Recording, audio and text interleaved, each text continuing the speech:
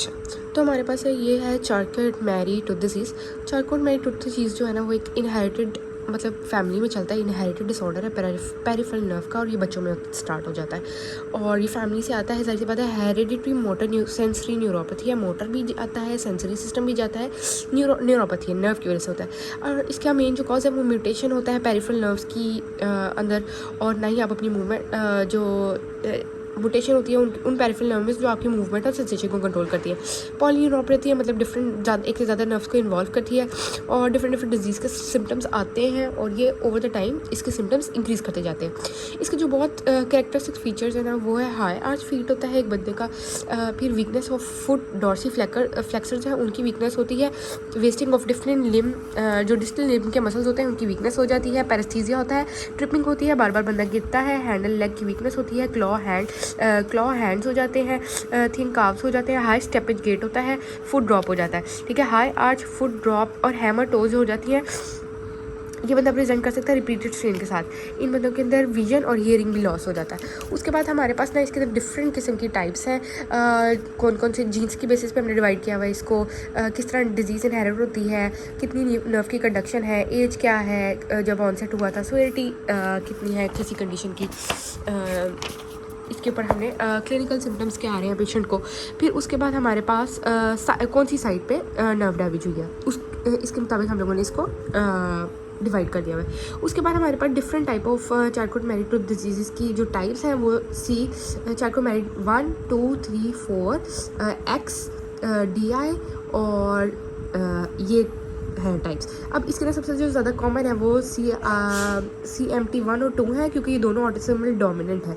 जो सबसे ज़्यादा कॉमन टाइप है ना वो CMT 1 है और ये तकरीबन 2/3 केसेस में यही होता है।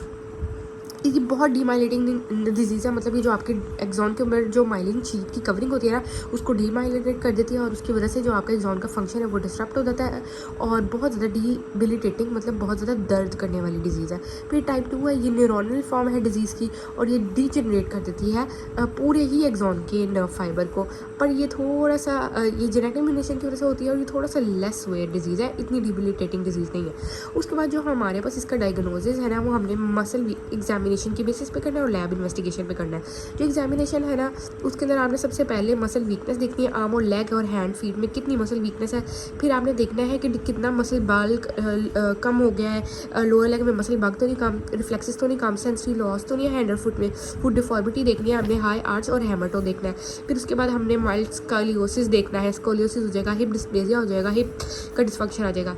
अच्छा, उसके बाद जो हमने इसके लैब डायग्नोसिस करना है ना उसके अंदर हमने नर्व कंडक्शन स्टडीज़ करनी है। नर्व कंडक्शन स्टडीज़ में हम लोगों ने क्या करना होता है कि हम लोगों ने देखना होता है कि नर्व का सिग्नल किस तरह आ रहा है, वीक सिग्नल आ रहा है, डिलेड आ रहा है या अर्ली आ रहा है।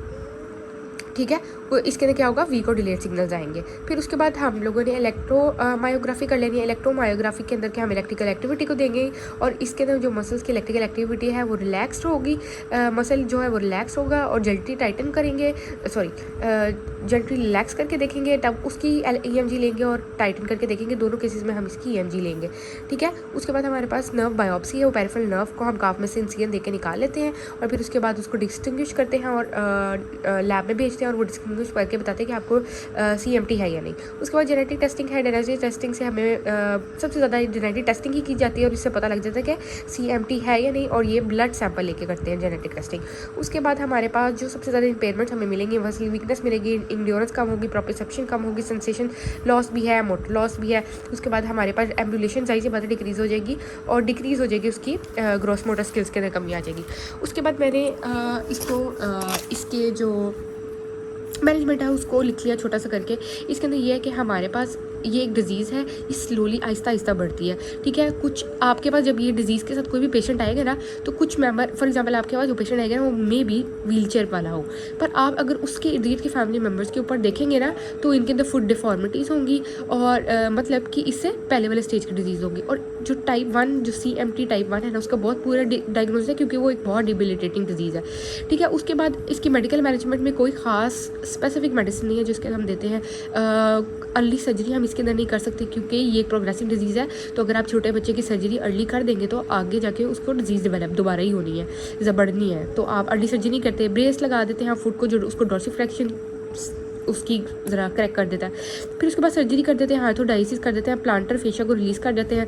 उसके प्लांटर फेशिया को रिलीज़ इसलिए करते हैं ताकि उसका फुट ड्रॉप करेक्ट हो सके। फिर ऑस्टियोटमी कर सकते हैं। पीटी मैनेजमेंट में आप एनसेट्स दे सकते हैं, रेंज ऑफ मोशन एक्सरसाइजेस करा सकते हैं, स्ट्रेच करा सकते हैं, स्प्लिंट और ऑस्थोटिक करा देते हैं।